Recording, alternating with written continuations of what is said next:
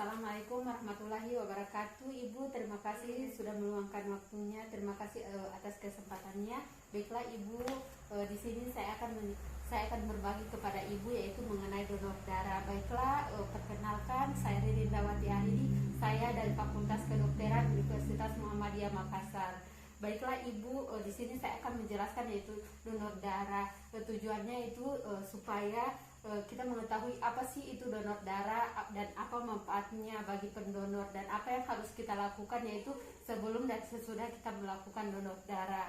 Baiklah, yang pertama ini saya akan menjelaskan yaitu apa itu donor darah. Baik, untuk donor darah sendiri itu proses pengambilan darah yaitu dari seseorang yang dengan sukarela untuk disimpan di bank darah untuk kemudian itu ditransfusikan darah kita. Kemudian untuk saat ini Indonesia itu membutuhkan 5,1 juta kantong darah itu per tahun, dan pada saat ini juga Indonesia itu masih banyak kekurangan darah. Kemudian kenapa sih kita harus melakukan donor darah? Yang pertama itu manfaatnya itu bagi penerima dan untuk pendonor. Baiklah, yang pertama saya akan menjelaskan yaitu bagi penerima. Untuk bagi penerima itu kita bisa menyelamatkan nyawa. Kemudian kita juga bisa membantu korban yang mengalami kecelakaan yang kehilangan banyak darah, di mana seseorang yang kehilangan darah kita bisa membantunya dengan darah yang kita sumbangkan. Kemudian kita bisa membantu juga pasien yang menjalankan operasi besar, yang dimana tentunya pada operasi besar itu banyak membutuhkan darah. Kemudian untuk pendonor di sini bisa menurunkan risiko penyakit jantung, yang dimana jika kita mendonorkan darah, insya Allah risiko penyakit jantung akan menurun. Kemudian melancarkan sirkulasi darah. Dalam mendonorkan darah kita juga bisa melancarkan sirkulasi darah. Insya Allah sirkulasi darah kita itu akan berjalan dengan lancar dengan kita itu melakukan donor darah. Kemudian membantu pembentukan sel darah merah baru, yang dimana setelah kita melakukan donor darah, sel-sel darah merah kita akan terganti yaitu menjadi sel-sel darah, akan terbentuk sel-sel darah merah yang baru.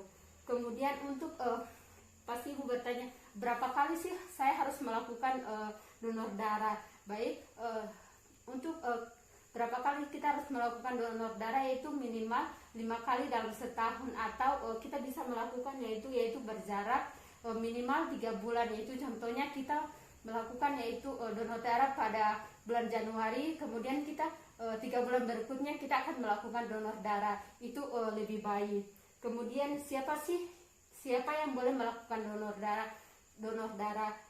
Untuk yang bisa melakukan donor darah yaitu orang dewasa, yaitu usia 17 sampai 65 tahun yang bisa melakukan donor darah. Kemudian tentunya harus sehat fisik, harus sehat jasmani dan rohaninya.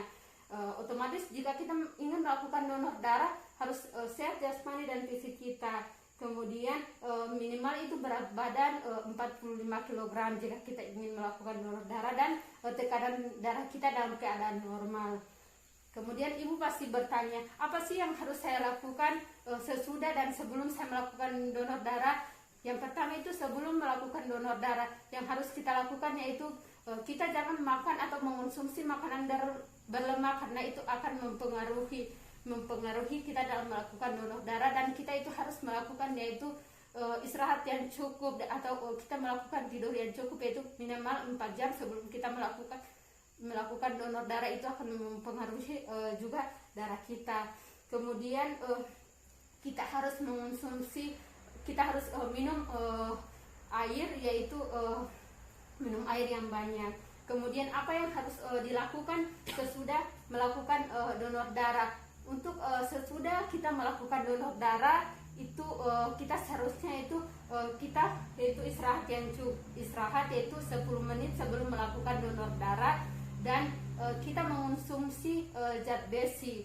Zat besi itu contohnya di sini yaitu kacang-kacangan. Kita mengonsumsi kacang-kacangan itu membantu memperlancar darah kita. Kemudian kita istirahat juga yang cukup sebelum melakukan sesudah melakukan donor darah. Baiklah Ibu, itu penjelasan dari saya mengenai tentang donor darah. Mungkin ada yang ingin Ibu tanyakan?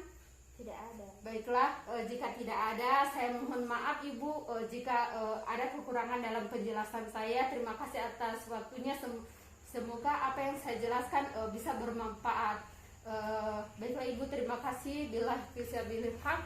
Astagfirullahaladzim. Assalamualaikum warahmatullahi wabarakatuh. Iya, makasih.